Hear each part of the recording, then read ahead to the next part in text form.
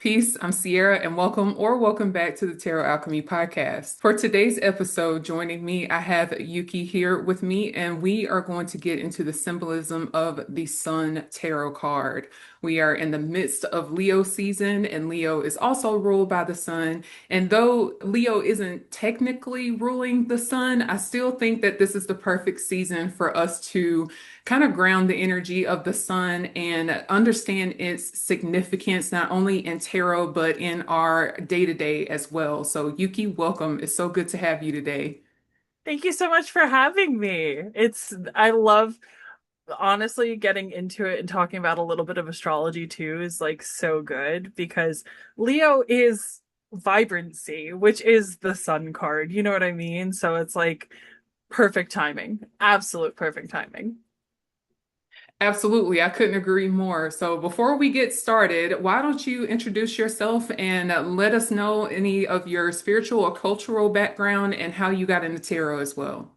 Yeah, of course. So, hi, I'm Yuki, short for Yuki now. Other people also call me Nicole, but I own the Guiding Arrow. I am a professional tarot reader and psychic channel medium. It's what I do, and it's my passion.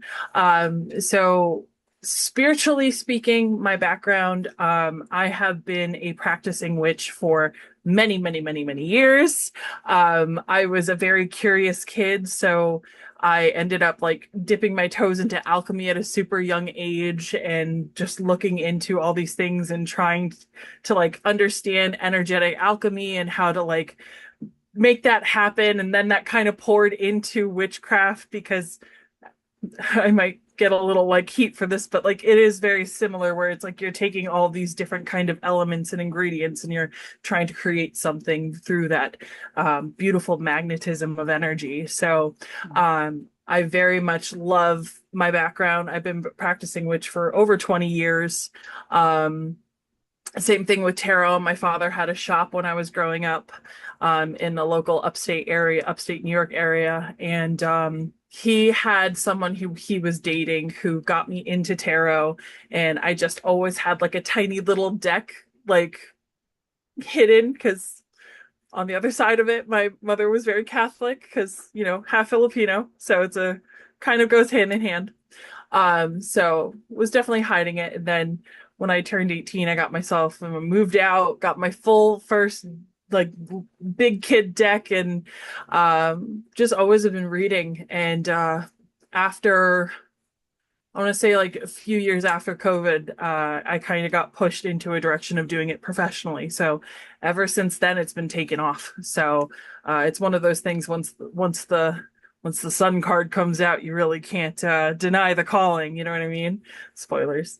Um, as for as for cultural background, I am half whatever my father is. We say that affectionately because he was adopted and I'm half Filipino. I would say that culturally and spiritual doesn't really meld so much. I actually ended up finding myself a lot in Japanese mythology, not because of any denials or anything like that, but it was more so like so many lived experiences through that culture and through a lot of the mythologies and mythos between that and the Greek pantheon definitely clicked with me and shaped me for who I am. I'm very much a huge follower of Artemis. Those who know, she's the goddess of the moon. Selene, Nyx, a lot of those they've always like watched over me since I was a kid. So it really helped shape me in how I became who I am, which is a one might even think I was a Sagittarius, but I'm a Cancer. So, but yeah, so that's pretty much like my background. So That's great. It sounds like one big old melting pot, and I'm going to learn stuff just like the audience is going to learn something today. So let's go ahead and get into it. First, we're starting off with a little bit of a backstory of how we transition over from the moon to the sun. And the moon is ruled by Pisces. And if you think about the astrological year and how things progress, the Pisces sign is at the end of that astrological year. So when we look at the symbolism of the moon specifically, we're looking at the aspects of ourself that make up our light and our shadow selves, but more so with an emphasis on the shadow portion of ourself. Shadow being the things that we typically like to repress, things of the unconscious or the subconscious, things that we don't normally put out into the forefront. And as we transition over from that energy into the sun, and even with Aries beginning that new astrological year, and the sun being exalted in the sign of Aries, we see a stark, hard, quick transition from that energy of the depths of the waters of our intuitiveness and our spirituality on into the light. And so when we make that transition over to the sun, what we're talking about in these themes are things that are of joy and of success. And it's usually one that is put on forth or in display in front of an audience. It's public recognition as well. And it's not just success within self, it's something that our spirits, our ancestors, the elements, everything that is external of us also recognizes within ourselves. And we'll talk a little bit more about that as we make that transition. A reading a little while ago, I actually got one of the coolest transitions because someone actually had like the star, the moon, and the sun come out in a reading. And the reason why I like to talk about this is one of the coolest definitions that Spirit has given to me while like even just reading is the moon card's kind of like all the things we've been pushing down, kind of like a beach ball underneath water. And then they kind of like take your arms away and go, you can't run from this anymore. But there's very similar to like the hero's journey where it's like when you give yourself the courage and the like, you know what, I'm just gonna like do it energy, you get rewarded, right? And that's the sun, like that's the moon into the sun. It's these beautiful transitions of like, this is what happens when you have the courage, and even just kind of like touching into the cherubim, like that touch of divinity that comes when you have the absolute courage to actually look at yourself and look at those demons, or shadows, and sit there and go like, I'm not afraid of you. I want to see you, you know? That's good. I'm not afraid of you, and I actually want to see you. Yeah. That's good because it feels like that whole transition, even from the star to the moon to the sun, well, before that was the tower. And so there was a way of being that we kind of like cultivated from the full upwards. And Mm-hmm. then it all kind of gets washed out and we're building all over again.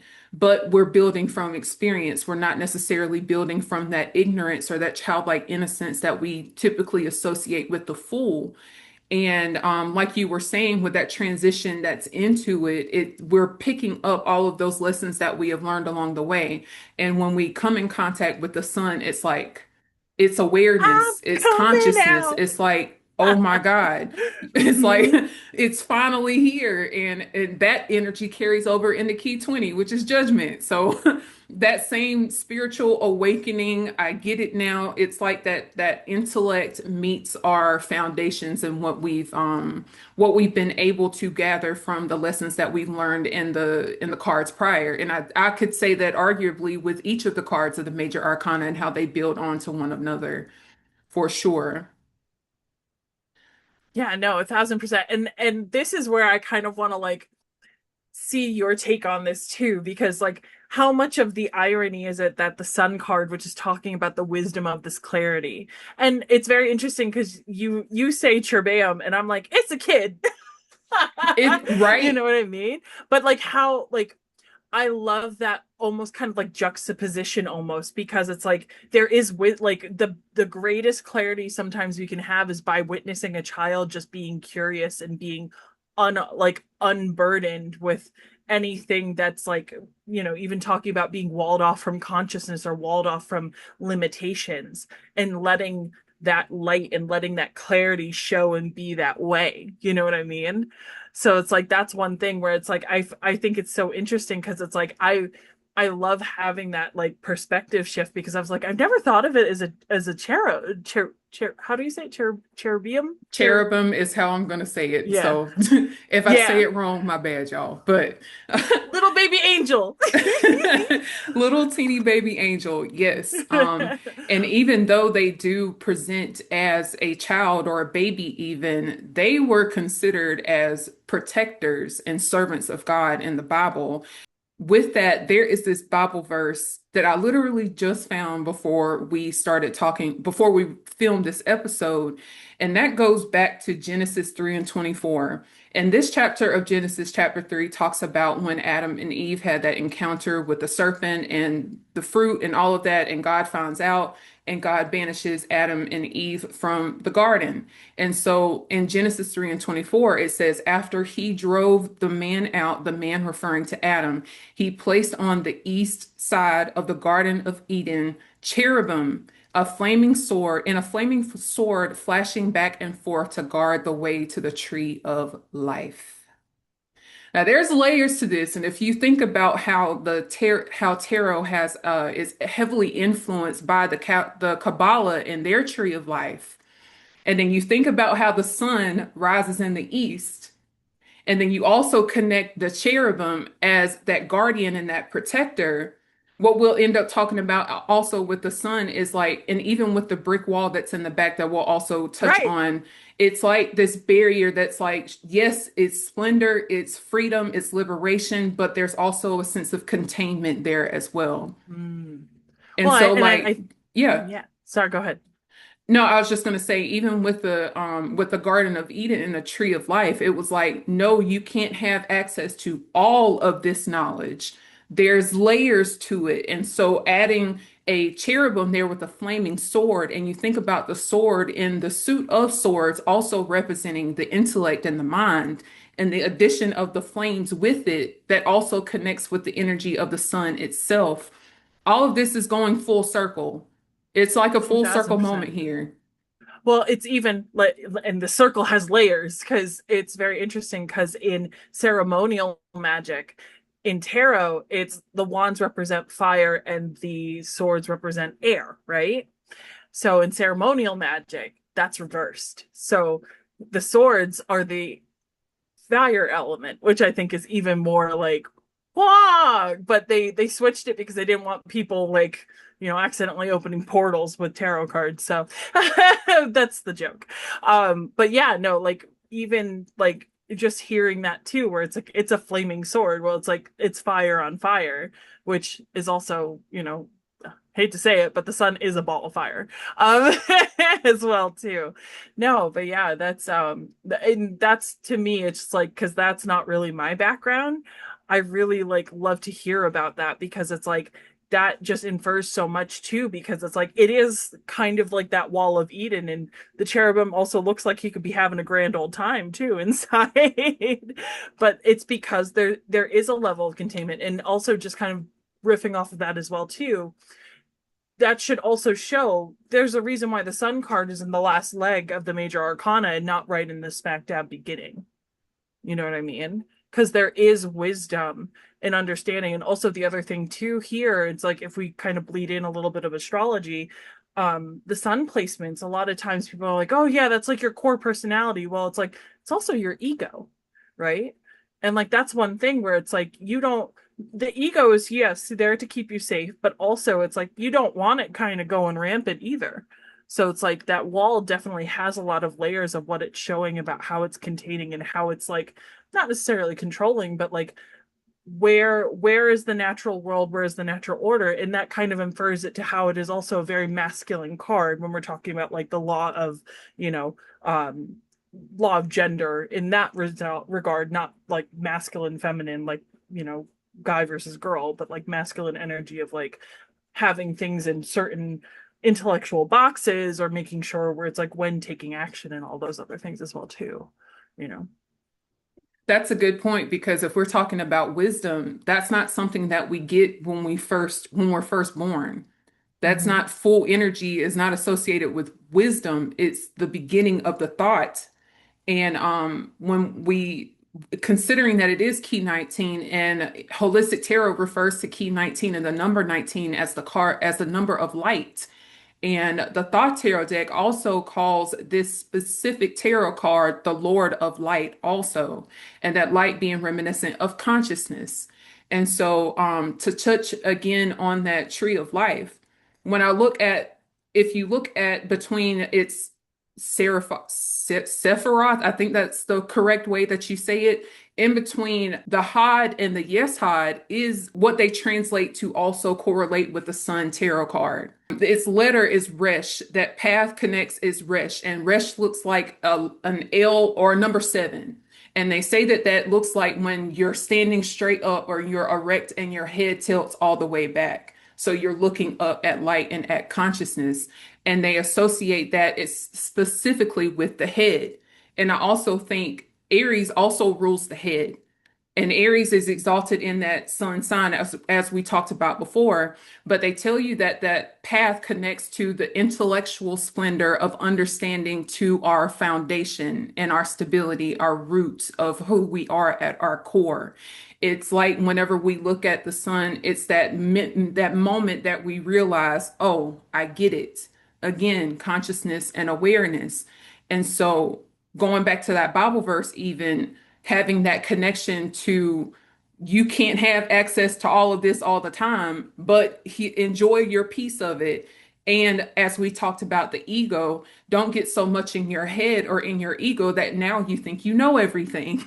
There's Mhm. still levels and layers to this. There's only but so much of that consciousness that you are able to access healthily before we start talking into topics like psychosis or having a crown chakra that's blown wide open and you think there's no such thing as darkness anymore. There's a balance and there's layers and levels to it as Sorry. well. Because I've met some of those. Well, and okay, so and I think that this is a further like indication of like the people who built the tarot knew what they were talking about because all of those things where it's like not letting your ego take over, not letting your head lead the way, like all of those things and understanding and acknowledging the unknown was the themes of that moon card where it's like you did that like you came from the cave. Like I don't know if you've ever seen like sorry, ever heard of the Plato's cave, right, where it's like they spent so much time in darkness that the soon as they got out in the light of the sun, they got so blinded that like the people who were not courageous went right back into the cave, right? Going right back into that move card and going, you know what? Sometimes I'm totally comfortable not knowing, right? I'm totally comfortable like being a little uncomfortable compared to, you know what, I do want to see, right? And I think that's one thing where it's like this is such a beautifully built intentional moment because it's sitting there and saying, okay, when you say yes, when you sit there and you face those things that a lot of people like, if you really break down spiritual awakening through the major arcana, like it does take a good level of chutzpah to get yourself through that last leg because you're going from the things that you kind of like kept kind of pushing down, pushing away into the surface, going, no, I don't have time. It was a big one. You know what I mean? A lot of people love using that one.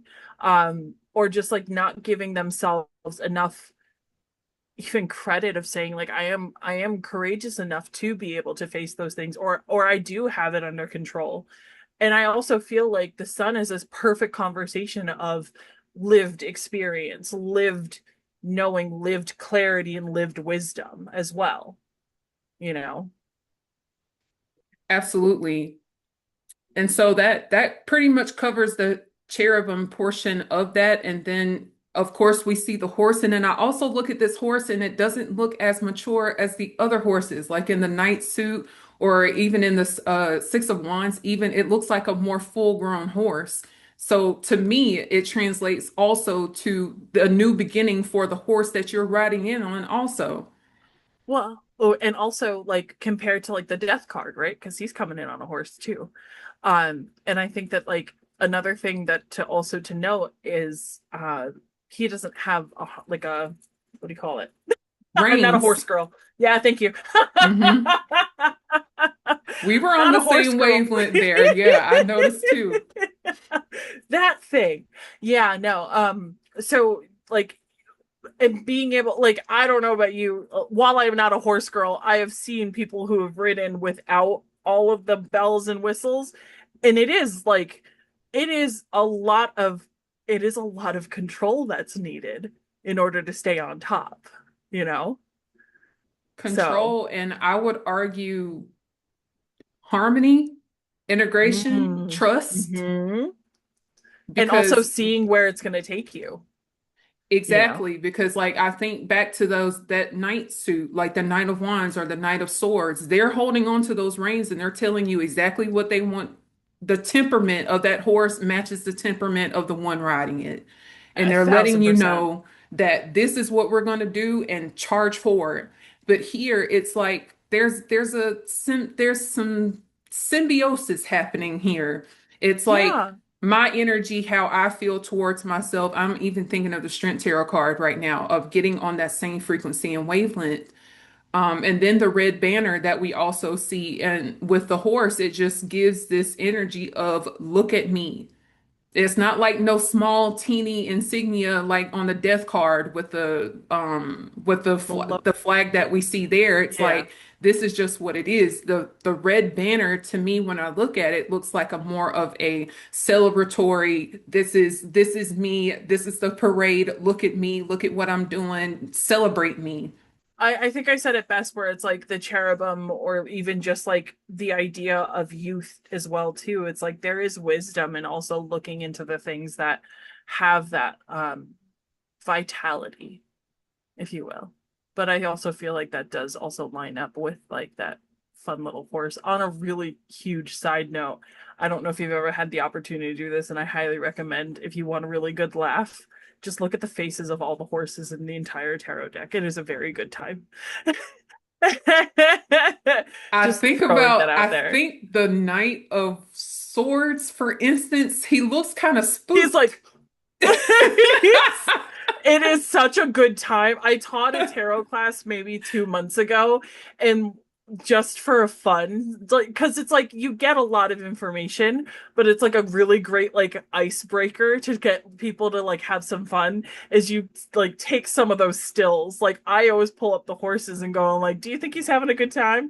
You know what I mean? Because there's a lot of horse motifs, and some of them, yeah, like I think the Knight of Swords is definitely like I don't know where we're going, but I guess we're going. Exactly, Yeah. for sure. So yeah, sorry, I had to throw that in there because it's a good time. A little comic relief, it's okay. Also, we talked a little bit about the brick wall, and do you want to start there on that one or? Yeah, I mean, I know we're talking about like the brick wall with like the lines of flowers. Sunflowers in particular is actually very interesting. Sunflowers grow in the direction of the sun. I like what you said, where it's like it does look like they're coming out of the wall, where it's like not out of the wall, from yeah, from out of the wall. It could be on top of it, it could On be top of it. behind, either way.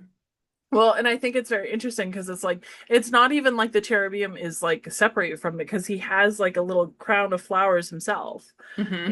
And I think that that's one thing where it's like allowing ourselves, and even as you're speaking with like Aries ruling the head, where it's like there are times where this has a point, you know, and I think that like the wall is talking about, well, I think we touched about it too. It's like a little bit of like recognizing that containment and that intentionality of containment, not because there's fear, but because it's like I know when to cut myself off because I know when I'm having a good time, and I know when it's like, all right, this is a good time for me to just kind of like start phasing out, and all of those as well too.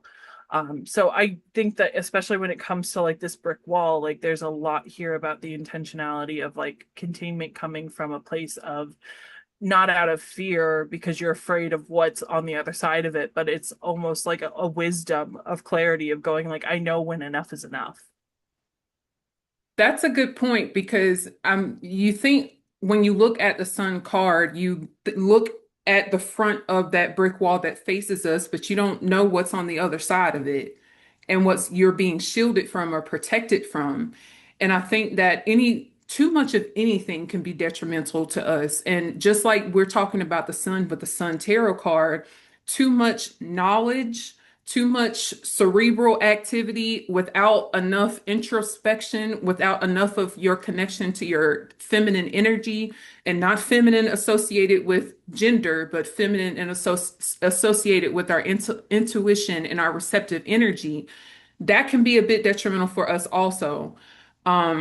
Also, when I look at bricks, I think about bricklaying, and I think about how that typically started during Gemini season, and they get laid as bricks out in the sun during Cancer season and over into Leo season as well. And then even thinking about how the structures of the pyramids were made and how the sun was an important part of that process to make sure that those Right. stones were laid the way that they needed to be so that they could have lasted as long as they have. So there's also not only containment but also protection in that sense also.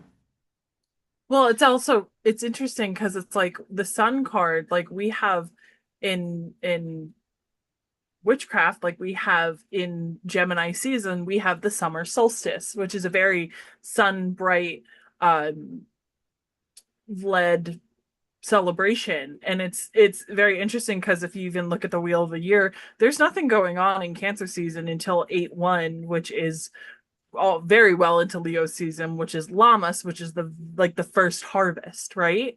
Which very much I think that this is talking about where it's like harvesting things and right, but like not to the point where like you're overtaking from the plant. You know what I mean? And I think that that's another thing too, where it's like, yeah, it's like when is enough enough? And I think that that's the reason why she's also like talking about artistry too. Like she's breaking the top half of the card to also make sure that we're paying attention to this beautiful little tarot right in front of us as well too, you know? Absolutely. All right. And so transitioning to the actual sun that we see in the card. When I look at this sun, you would think with a card associated with success and achievement and glory and happiness, you would think the face of this sun, and I'm looking at it right now, would be a little more happy, but doesn't quite look that way in this card. It's calm, but it also looks very stern. And I think about the sun also representing the father and how a father figure Yeah. is typically, and even that solar plexus energy, it's typically, we typically associate the emotions, the more expressive parent as the mother. And this isn't always for an end all be all for everybody, but then when I think about the protective energy of a father, this son looks more like it's in the posture of a protector, and it's giving you this sense of enjoy your bliss, enjoy your joy, and all of those things, but I'm also here to protect you and make sure you're okay. And I also think the brick symbolism transfers over to that as well. I'm so sorry. It clicked because I was like, there's something I want to talk about when I read like the brick wall and I just kept I was as I'm talking, I'm like, we're not hitting the point we're trying to hit. So the sunflowers nature compared to like the pattern on the wall, so just bear with me, I am going a little backwards. But it's like, growth, nature, like all of those things are also feminine, like feminine qualities, right? Where it's like there is also a little bit of containment there too, because again, the sun card, you're making a perfect point. It's very masculine in energy. So it is like, yes, there is a level of containment, not because like he's trying to deny the cherub, the child, the archetype in the card and saying you can't have this, but it's more so like, here, you've got enough here to go ahead and celebrate, have a good time. And if you need more, come back and we'll figure it out from there. But yeah, like there is a level of like, I know that what I have right now is enough. I know the amount that I'm seeing is what I need to be seeing as well too. Like talking about the sun being an illuminated factor as well too, going back into that. So yeah, that was the one part I wanted to touch on and completely forgot. It was locked up in there. So Yeah, thank I think that makes you. perfect sense because when you look at the age of the cherubim or the child that's on the horse, that child needs to be protected. And when we have that moment where we are just being aware or awakened to something, that can be a very vulnerable moment. And Hmm. so the sun's integration here is like, I got you, but go ahead and shine and do your thing. The sun is also a very, very important source and deity in ancient Kemet.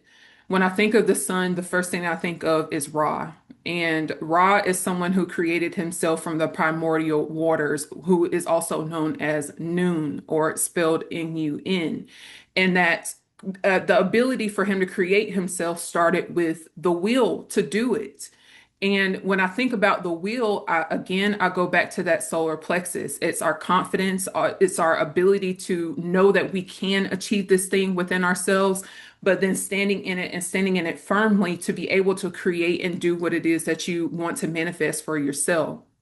And so also that creative energy also brings forth joy. It brings forth happiness when you're creating something, when you're tinkering with things, when you're learning things. It can be a very enjoyable process, especially if it's aligned with who you are, with if it's aligned with your purpose, aligned with your calling, aligned with whatever is bringing you joy in that moment. Putting a puzzle together, playing in Play-Doh, those things are joyous and creative. And I'm thinking of the SpongeBob episode where they're in a box and how every time SpongeBob gets in the box or one of them, there's all these fireworks and things that go off, and it's like, wow, what is that? But then when the other one gets into the box, it's like, it's just a box. So I take that temperament to be like everybody isn't always going to have the same passions and creative pursuits, but when you find one that really resonates with yourself, it creates this energy of just joy and bliss and happiness, and that's where creativity really shines and does its thing. And so with Ra, and then when you look at Ra and all of Ra's children, they all have that sun disk on top of their heads. And that sun disk is sometimes also accompanied by a serpent, and that serpent is Wadjet. And Wadjet is known as the green one. That's what her name translates over to. And the green one is someone who is, she's a protector of Lower Egypt. And so when I think about Lower Egypt, I think about the lower portions of our chakras. She governs that area from the root to all the way up until probably the solar plexus version portion of ourself that connects to the physicality of things, the tangible, protecting us in that way, protecting us in our way of being. And so when you think about that, the green one and green also representing that fertile energy, I go back to the sun's interpretation with the Thought Tarot deck, and there is a huge green mound that represents that fertile energy. And so when we're talking about the sun and that creative energy and the joy that is often associated with it when we're in alignment with what we're supposed to be doing or however that resonates, it creates this fertile ground and it makes things not as arid or as dry as it would be. Like I'm thinking of the Emperor card where everything looks desolate almost. But if we were to try to create things without that integration, that intuitiveness, that watery feminine energy, that fertile energy of that green land, and Wajet being known as the green one, there is a relationship where both of them get to shine at the same time. And so whenever we are in this energy of full joy and bliss and creativity, it's also saying here that that is a fertile ground and it's the place where you're going to be able to sprout just like the sunflowers do from that brick wall that happens in the back, because it's not created from a place of I have to do this, it's rigid, I like it, it's not robotic. There's fluidity in that creativity as well. Well, I think it's interesting too because it's like the child is naked, which anytime there's naked people in the tarot, it's all about vulnerability. And I think that that's a beautiful like motif because it's like in order for us to really truly create through a place of authenticity, you have to become authentic, right? And I love that comparison to like the Emperor card where it's like it's this idea of having things under wraps, having things under control, where here the control is not rigid. It's not taking up the entire card. The desolation is not fully apparent here. It is there's a little bit of containment built, right? But like I think that that's one thing and I love how you're talking about I'm sorry, Wajit, is that am I saying that right? Okay. Just want to make sure I'm saying her name right. But it's interesting when you speak about the serpent because things that I also intuitively know is like when we do like the Kundalini awakening, they talk about the Hmm. serpent starting at your base of your spine and going up as well too. And then on top of that, you also have, and this was one thing I just wanted to kind of like interject, is like even with like the Greek pantheon, Apollo, the god of the sun, actually gifts Hermes, I always want to say Hermes, um, for the brand, Hermes a staff of healing, so that way he's also there, healing as well, and it includes like the serpent. It's a lot of the pharmacy symbolism that people use in a lot of medicine, uses Hermes staff in that motif. So it's like there's a lot of bleed over when it comes to that intentionality because the sun is healing. And I'm very big on one of the things I'm very pro for like making sure people get the medical attention that they need. But one thing that I remember distinctly even a couple of years ago when a lot of sickness was going around, like some of the things that were helping was literally sitting outside in the sun, right? And it's very interesting because it's like the intention is not to replace any type of, like necessary medicine, but like why not help it? And I think that that's one thing here too that the sun represents. It's like this is a very big source of life for us as well too, and it's asking us and giving us the vision and the opportunities to see things very clearly.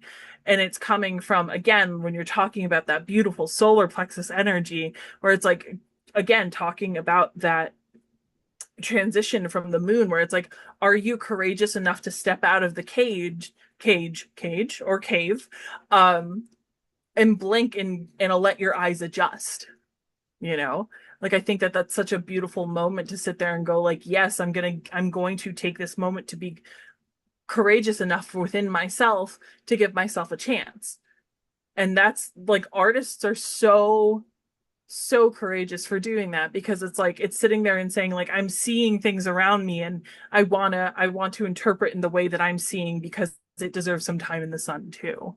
So, like we wouldn't have this tarot deck if um Pamela Coleman didn't take the her own leap of faith and going like, yeah, I know that there's a deck out there pretty much, but I'm going to be taking these motifs into my own, like not only just her own hands. I mean, she worked with a few other people too, like but like if we all sat there and said, no, like, somebody else is already doing this, there's no point for me to do it. That's, no, you're like, your perspective, your clarity is also necessary in this as well too. And it does require um a level of courage, but also a level of discipline to sit there and say, like, even if we talk about this wall also containing maybe some darker subconscious blocks as well too, so that way you can move forward. It's very interesting because it's like this sun card is all about vitality. It is all about clarity and seeing, but it's also like trying to show us where it's like there are these gifts that are coming from all of these things that you're saying yes to yourself for now because you're coming from a place of true connection to self instead of, and source, spirit, universe, um versus like out of fear or confusion or just kind of blindly navigating, you know which is kind of like how we like travel through the motifs of the major arcana as well too. So That makes sense. And I think it goes back to the point that you were making earlier about authenticity. And, the things that may bring me joy may not bring you joy or whoever. It's me honoring my own path, just like we've done throughout the other 18 keys of the major arcana before we got to this one. It's just making sure that we are staying authentic to ourselves and then honoring that energy and how it feels and how it translates to the public, to things that exist outside of us when we are in our most authentic energy. It feels that way. Not always, but when we have that healthy balance where we're not so repressed in our emotions or things that we like to keep under the surface, but we honor them and we give space for them when we're able to have that authentic and transformative relationship between those all of what makes us who we are. That's the bliss and the joy and the happiness that comes with the sun. And whenever that card comes up, it's like you're doing this thing. And not only are you doing it, but other people around you also see that in you as well. It's light. It's light, and light attracts light, but it also attracts darkness in some ways. That light can really be the beacon that helps other people to meet theirs. And I think that's also the reason why this card is so public and outward looking as well, is because when sometimes when we can see somebody else do it, it makes it easier for us to be like, you know what, if they can do it, I can do it too. And that light transfers over into other people in their lives as well. All right. We covered the sun, and I think that's pretty much everything that's on the card we've covered. Mhm. Okay, so whenever we get the sun in a reading, for instance, what are some types of readings that come up for you where the sun is like prominent in the overall reading, or however that translates for you? Like, when's the last time I got a sun card in a reading? Even like, sorry, like I might be going off topic here, but like, just because like I'm reading people every single week, and it's so interesting to see how collective energy, because it's like after about hearing the same three themes over and over and over in a reading, I'm like, okay, so this is kind of like a little bit of like, girl, are you also listening? But also like it's in the energy of the collective, right? And it's interesting to me because I think the last time I saw the sun card wasn't until like it was back in May. I haven't really, and it's interesting because like there's 78 cards, and by the amount that I'm reading, I should have encountered it by now, but it really popping out. Um, it's been a hot minute. I miss you, sun card. Show up. No. I But think that speaks to the times that we're in. I think it speaks to the times that we're in. A lot of people are just trying to survive. And a lot of people are not able to be in that energy of being able to hone in on things that they're passionate or they're or whatever makes them feel like the sun card. They're not in that energy because a lot of people are going through so many different things. well, and it's interesting because it was like I had this discussion with like the one lady who owns one of the shops that I read in, and we were talking about how like there's a very big gap here where it's like there's a lot of people meeting. Some people call it timeline shifts, some people call it like timeline jumping, quantum leaping, etc.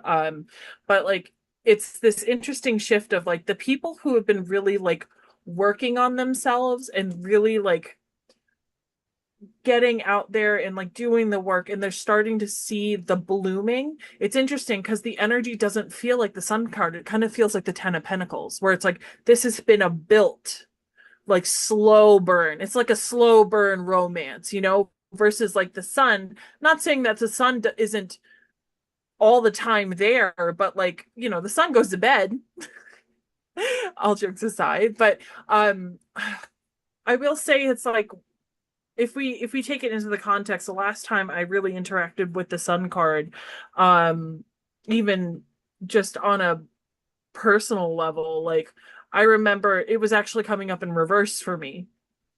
And for me, Mm. like when it comes up in reverse, depending on what's being asked, it can either be, a blocked energy or the exact opposite. It just depends on, for me, it's like who I'm reading, what's the context, etc. But for me, it was coming up like this was being blocked. And I have this fun little habit of being a brat whenever I get a message and I'm like, oh, ew, what does that mean? Like, like, and I'm kind of like sitting there like, can you explain this? Like, what's blocked? And it was interesting to me because it was one of those things where I did kind of need to get a little like up a little denozo on the back of my head reminding me like, hey, you're settling. You're sitting here and saying that like this is okay when it's not. And like that's one thing where it's like I love the sun card. I also sometimes think about the Japanese mythology of Amaterasu, where she got so hurt by one of her siblings that she ended up like hiding within a cave for like years, that people did not have the sun. And when she finally came out, people started to see things a lot more clearly compared to being like shadowed and covered in darkness. And I think that whenever the sun comes up, even when it's in reverse, it's very telling to sit there and go like, are you seeing things clearly? Are you really seeing things for what they are? Are you seeing what's in front of you, or are you denying yourself? And also like sometimes like denying your ego can also be an issue too, because a denial of ego can also create festers of self-doubt. It can create a lot of negative self-talk. So a lot of those things as well too. So whenever it comes up, the last time for me when it came up in a reading, it was in the reverse, because it was a time in my life where it was actually kind of dark, and I had to sit there and kind of look at myself and go like, I can't keep going the way I've been going this entire time, because it's really not helping me. I was settling.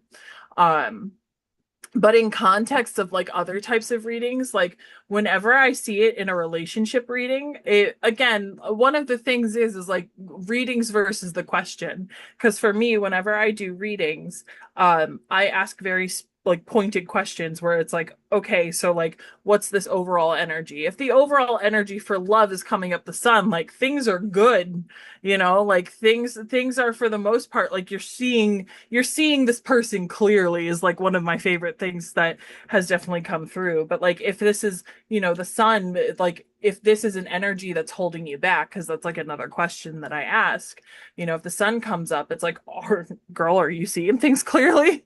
Like, are you seeing it? Or are we maybe sitting in maybe we're getting a little sunburnt. We've kind of sat way too much in the sun, to the point where it's like we're not allowing ourselves to like see the reality, because we're really like hyped up on how good things are, that we don't want to face the reality as well too. So it really depends on where it sits in the spread. If it's things that are moving forward, that always tells me it's like there's a lot of vitality, there's a lot of you saying yes to yourself, there's a lot of you sitting here and saying, I have the courage to go forth for things. I mean, at that point it kind of does fit into however it shows up in the reading. But if it's a challenge, it's, are you allowing yourself to see things clearly? Are you allowing yourself to say you have the courage? Are you allowing yourself yeses?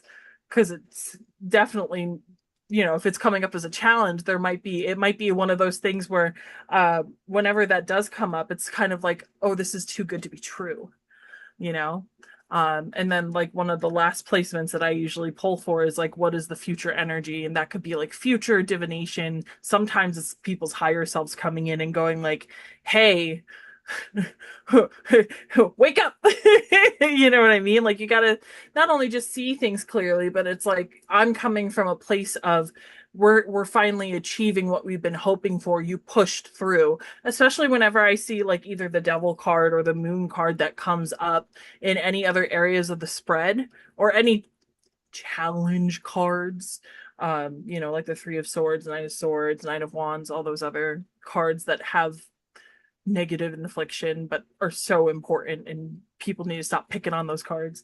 But especially when it comes to, like these are all things where it's like when you see the sun card, it's and some people juice it up and say it's like, hey, this is amplifying all these other energies, which is fair. But whenever the sun card comes up and is the only major arcana, it definitely tells me where it's like there's a lot of light being shown right now, and you're either working with the information you're getting, or you're trying to play coy, you know?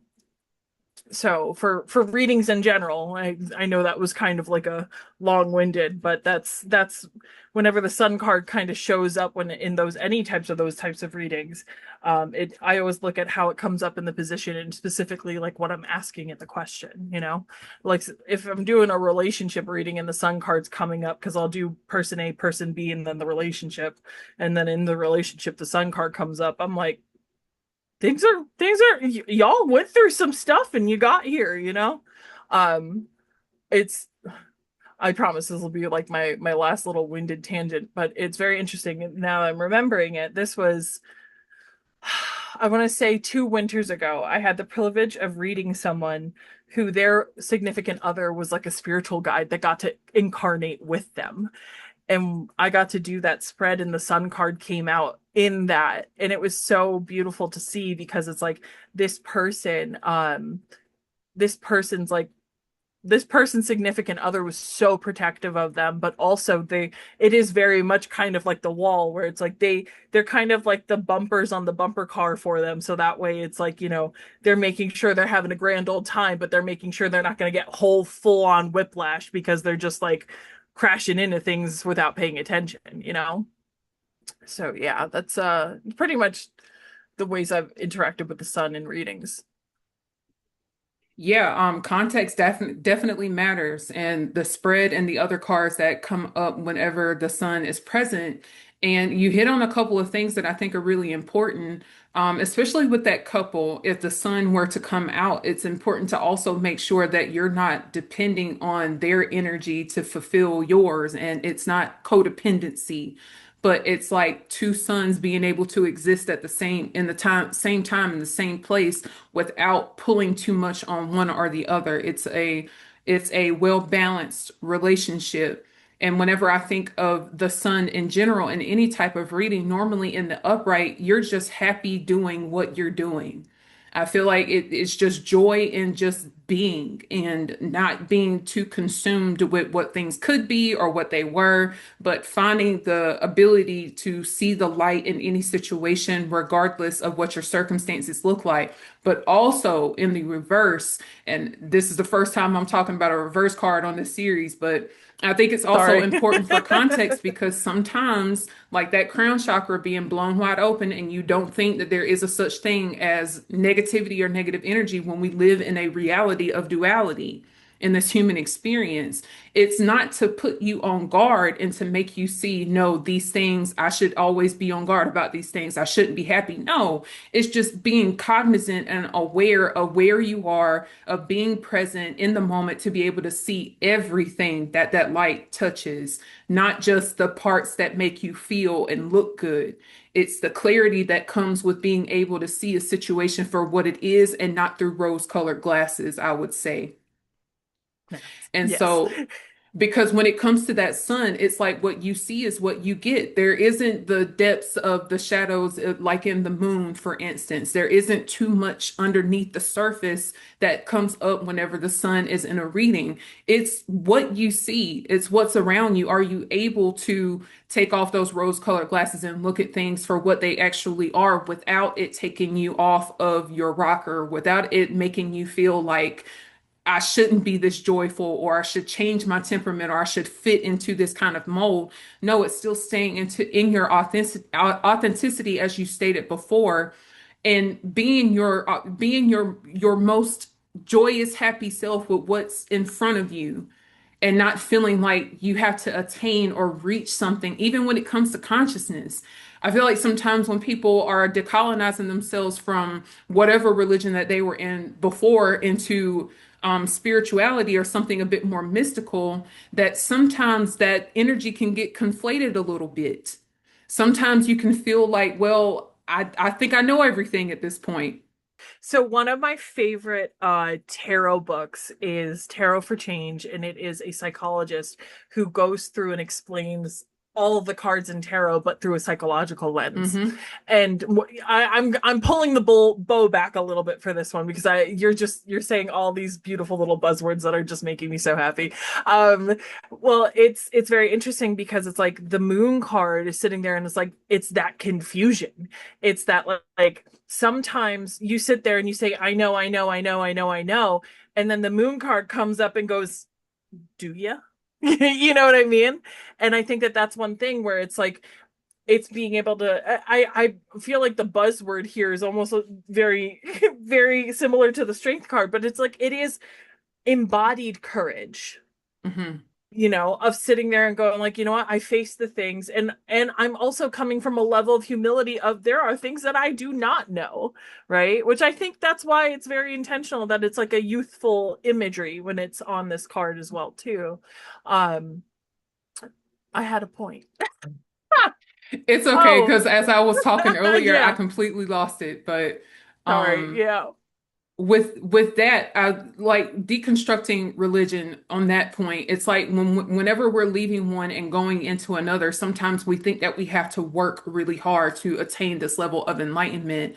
When this Mm, card specifically is asking you to just find the joy in what you are currently. And yeah. what and that from that energy, that's fertile ground in and of itself. That allows you to be able to continue to explore and live your life the way that's already been a part of your path to begin with, but not feeling like you have to read tarot a certain way, interpret a card the same way everybody else does, practice your spirituality the same way everybody else does.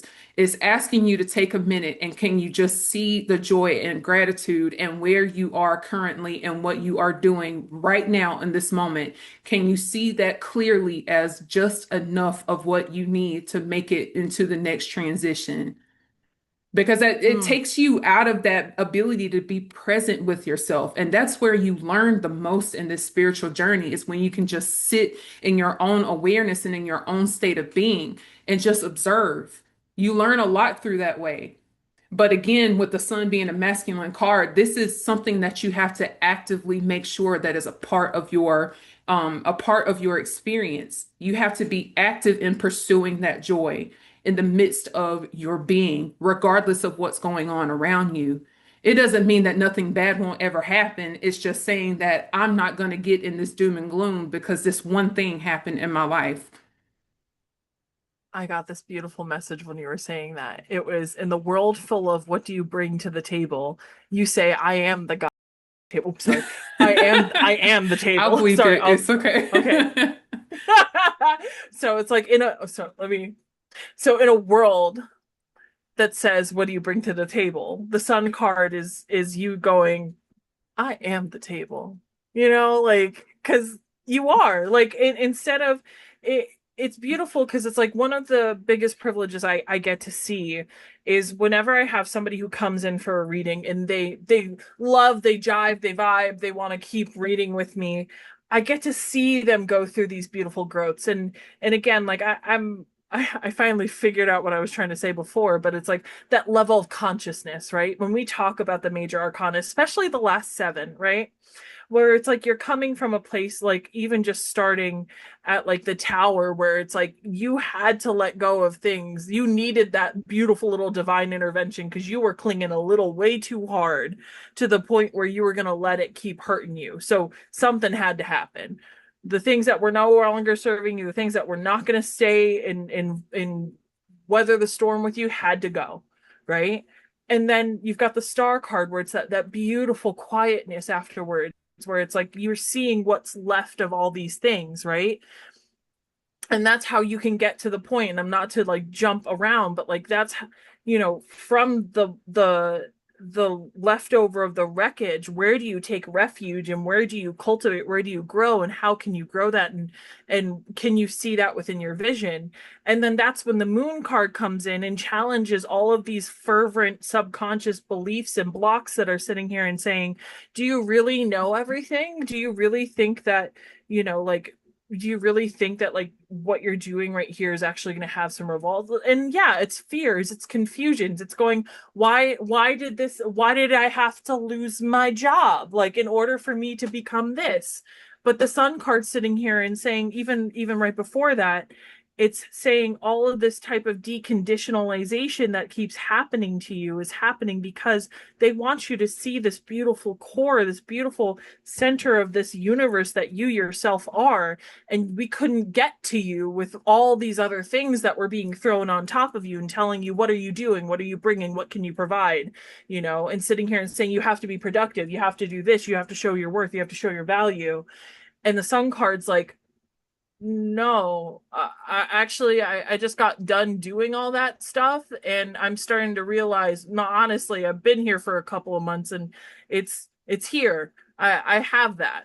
It's here. I didn't really have to prove it to anybody, but we trial and error and learning, and that's the beautiful journey here is recognizing that it's like when we let go of all this rigidity and just I feel like I might be just kind of parroting this back a little bit here too, but it's a beautiful thing that you said where it's like when we're releasing all of these things, there's this sweet moment of like pure unbridled joy, right? Where it's like you can wake up in the morning and there isn't the and this is something to look forward to if you haven't really gotten a chance, not you but like your listeners, to experience is like when you can wake up in the morning and feel really good about your life and you don't have that constant track of, oh my god, I have to do this, and then this, and oh my god, I can't believe I said that, and it hits you either right before you go to bed or right when you wake up. The sun card is that excitement and that lust for life in a very healthy way instead of a I don't want to say greedy, but like compared to like the devil card, right? Like, you know, a coping type of way. So that's my other tangent. Consciousness rocks. It does. And I think that's a great place to put a pin in this episode. We've covered quite a lot with the Sun Tarot card and how it isn't just about being in this oblivious state of bliss or happiness or a temporary type thing, but being able to be clear on you and your authenticity and doing things Mhm. that actually make you happy outside of anything else. The things that are on the opposite side of that brick wall that we don't see in that tarot card are none of your business. It's more so, let's look at what we got. I got the sun watching over me, protecting me at all times, and also protecting me from myself. When I think I know everything, when I think I have it all figured out, it's also protecting me from getting in that energy also. So I think we covered quite a bit on this. Mhm. All right. So what do you have coming up soon? Do you have any events or like what services do you offer? Yeah, so I am a metaphysical teacher. I highly recommend people just following my professional account, The Guiding Arrow. I'm very active on there. There's a lot of sample readings there if you want to see if I'm your vibe, and then there's opportunities to book me through readings through that link in the bio. I do teach a lot of classes. A few classes that'll be coming up virtually. We're actually working on recording it over the next couple of weeks. We're going to be doing a cord cutting class and a class led ritual. So it's like you're going to learn how to do a cord cutting. And then at the end of the class, we're going to do a like class collective cord cutting of just things that are no longer serving you and the best practices of what to do afterwards. And then after that, we've got a soul connection class, but the core connection is one that has been the most requested, so we're going for that one first. And then this fall, if you are up in upstate New York, I will be teaching two classes, Intro to Manifestation, November 3rd at the Public Library in Monticello, New York, and also my infamous Intro to Tarot class where we cover every single card over 2 weeks over at the Light Club Curiosity Shop in Warwick, New York. So that is what's coming up for me. And also it's October, so like come get your spook on. Come get a nice, beautiful, wonderful reading if you want to adventure to dare into the beautiful unknown. It's also for us as witches, like Samhain is around there. The veil is thin, and that's why it's a very popular time to get readings, is because especially if you want to contact anybody through the veil, it's a beautiful time to do that because they are nice and loud and clear. So yeah, that's what's coming up. Spooky season is that time for sure. So, Hmm. and if you guys didn't catch any of that, don't worry. I'll have it all down in the description below. Thank you so much, Yuki, for your time and your additions to this beautiful episode on the sun. And with all of that, we'll see you in the next episode.